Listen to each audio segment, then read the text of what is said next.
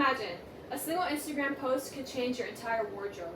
A YouTube video could influence your next major purchase, or a TikTok trend could alter your entire morning routine.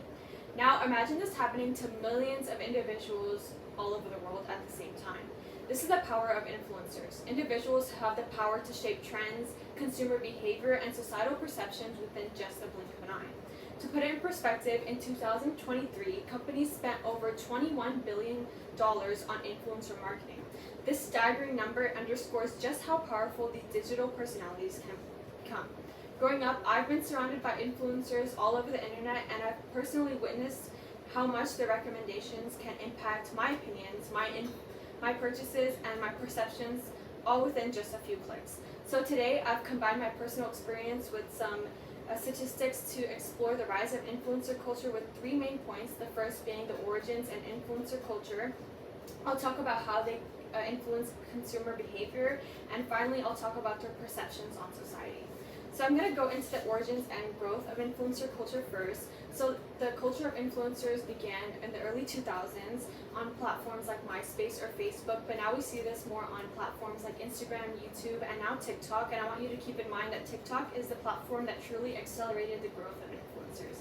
There's an early example of a YouTube personality. Her name was Michelle Phan, and in 2007 she went viral for her makeup content, which was relatable to a lot of people, and she gained a lot of followers, which led her to have multi-million-dollar companies do partnerships with her. And this goes to show that influencer marketing actually started a long time ago, and these platforms provide a space for a lot of people to share their expertise and opinions.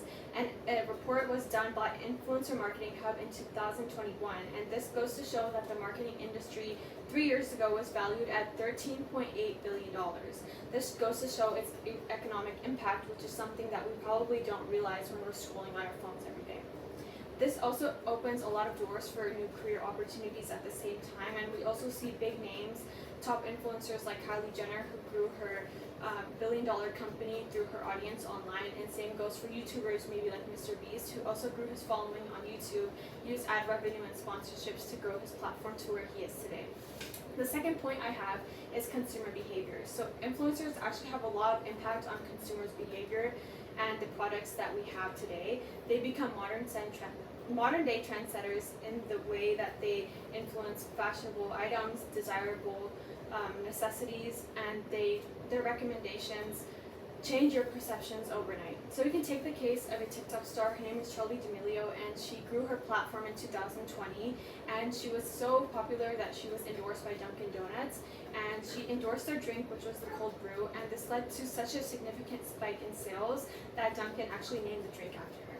Similarly, we see YouTube stars like Jeffree Star, who has the power to make or break products based on his reviews. So if he doesn't like a certain product, a lot of audiences will not buy the product, and same goes the other way around. If he likes a product, then it'll often sell out within hours.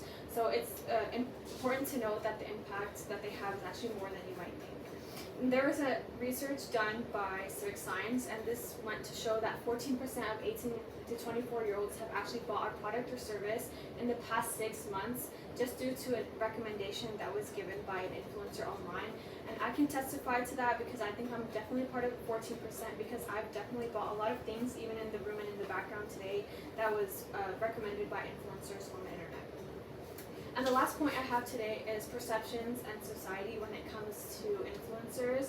While influencers can drive a lot of trends and sales, they also discuss more serious topics like politics or maybe health issues or societal issues, and this can really impact their followers' opinions. If they don't like certain politics, they'll tell their audience, and in the blink of an eye, a lot of young audiences will kind of change their opinion based on the people that they follow.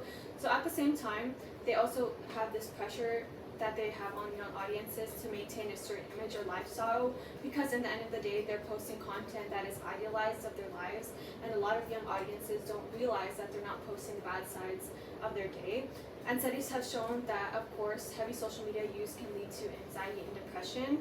And a lot of influencers can also post misinformation when it comes to serious topics, like I said, politics and health issues. Like we saw during the COVID-19 pandemic, a lot of influencers posted misinformation when it came to the pandemic. And it's just important to take note of the things that you see on social media and to make sure that you're not falling for anything that an influencer tells you, you should always do your proper research.